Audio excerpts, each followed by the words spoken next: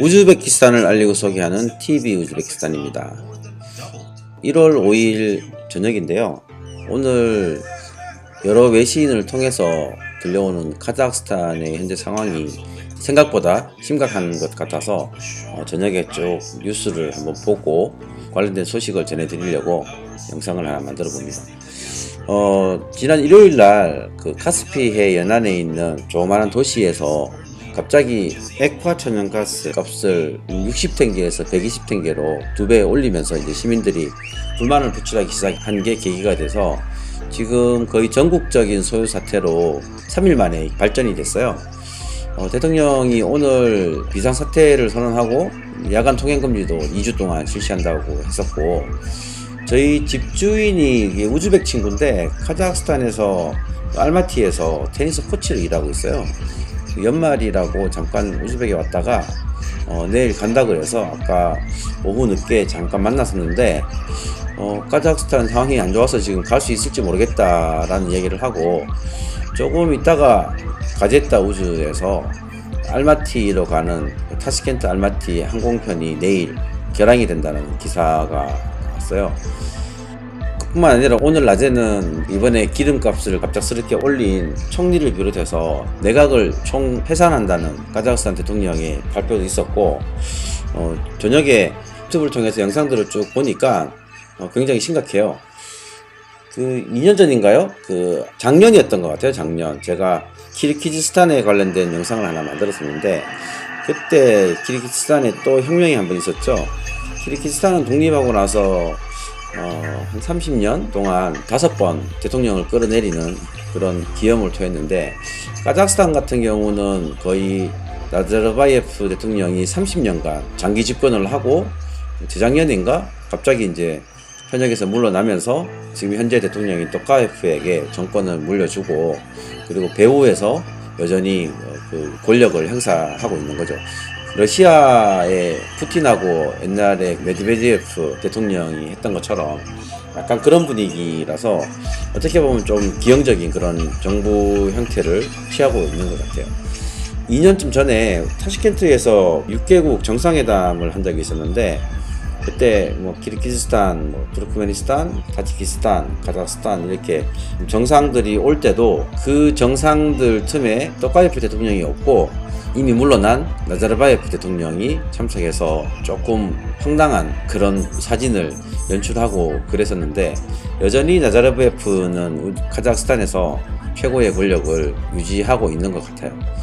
지금 알마티는 거의 마비되다시피 하는 것 같고, 사람들이 이렇게 외치는 걸 보면 처음에는 이제 지나친 물가 상승이나 급여, 실업 이런 것들 민생에 대한 불만에서 시작을 했는데, 현재 외치는 구호는 그 할아버지 집에 가라, 할아버지, 그러니까 이 나자르바예프를 이름을 부르지 않고 이제 할아버지라고 이제 약간 별명처럼 부르는 명칭인데, 할아버지 이제 집에 가라고 그런 구호들을 대중들이 외치고 하는 모습도 보였고요. 카자흐스탄은 우즈베키스탄하고 굉장히 밀접한 나라예요.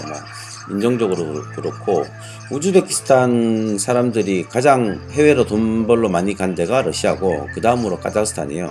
카자흐스탄이 거의 1인당 국민소득이 한 10,000불 정도 되니까 여전히 우즈베키스탄의 현재 2,000불보다는 5배 정도 높은, 그러면서 이제 같은 언어권에 있고 바로 인접해 있으니까 교류도 굉장히 많고 그런 나라라서, 그리고 경제 교육 규모 면에서도 중국, 러시아 다음으로 카자흐스탄이 우즈베키스탄하고는 굉장히 중요한 교육 국가라서, 이 카자흐스탄의 지금 이런 문제가 정치 사회적인 불안 요소가 우즈베키스탄에도 아무래도 부정적인 영향을 미치지 않을까 조금 우려가 되네요.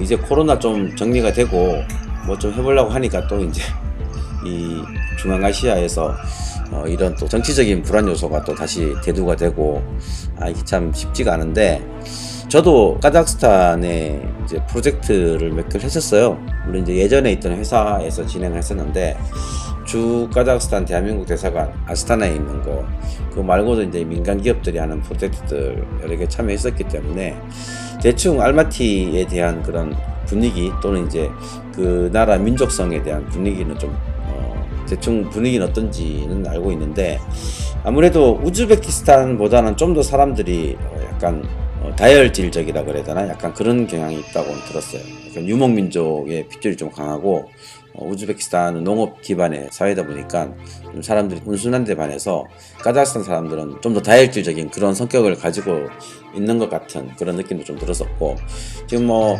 현재는 일요일, 월요일, 화요일, 수요일, 오늘 이제 4일째인데 문제는 대통령이 강경 대응으로 나가고 있어요. 지금 알자지라 뉴스에서 얘기하는 걸 들어보면 지금 안 그래도 러시아하고 우크라이나하고 긴장이 고조되고 있는 상황에서 구소련 국가 중에서 우크라이나만큼이나 중요한 위치를 차지하고 있는 카자흐스탄에서 지금 이런 대규모 시위가 벌어지고 있는데, 일단 러시아에서는 주변 국가들 카자흐스탄의 그 내정에 대해서 간섭을 하지 말 것을 미리 천명을 해놨어요.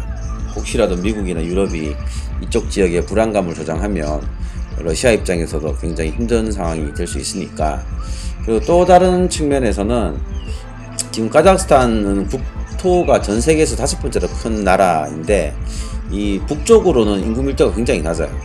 그리고 그쪽 지역은 대부분의 사람들이 러시아어를 쓰고 있고, 그래서 약간 그런 다른 측면에서는 러시아가 이 기회를 틈타가지고 카자흐스탄의 북쪽 지역을 굴격할 수도 있다, 뭐 이런 분석을 하기도 하고 그러긴 한데, 이게 옛날에 그 아랍의 봄인가요? 한번 아랍의 여러 나라에서 동시다발적으로 대규모 반정부 시위가 벌어져서 굉장히 뉴스가 많이 나왔던 적이 있었죠. 근데 뭐 저 개인적인 바람으로는 카자흐스탄이 빨리 진정이 돼서 안정을 되찾았으면 싶고, 민주주의도 좋긴 한데 이게 민주주의는 피를 먹고 자란다고 얘기를 하지만 뭐 저 같은 경우도 이게 지난번에 미얀마 쿠데타도 그렇고 이런 일 한번 터지면 사실은 뭐 여기에서 사업을 하고 있는 사람들, 특히 기업들 아주 박살이 나요, 박살이. 지금 아마 카자흐스탄에서 사업을 하고 있는 한국 기업이나 아니면 거기서 살고 있는 교민들도 굉장히 불안하고 난처한 입장일 거라고 짐작이 되고, 우즈베키스탄 정부가 오늘 저녁에 공식적인 정부의 입장을 발표했는데, 이게 뭐 국민 편도 아니고 정부 편도 아니고 그 카자흐스탄 정부와 국민들이 현명하게 이 문제를 잘 풀 것이라고 기대한다, 이런 식의 성명을 냈었어요. 상황이 어떻게 될지 모르니까 지금은 이제 중거리 외교의 포지션을 취하고 있는 것 같고, 하여튼 내일은 오늘 1월 5일 저녁 때까지 많은 사람들이 다치고 뭐 확인되진 않았지만 수백 명이 사망을 했다는 얘기도 있고 뭐 그래요.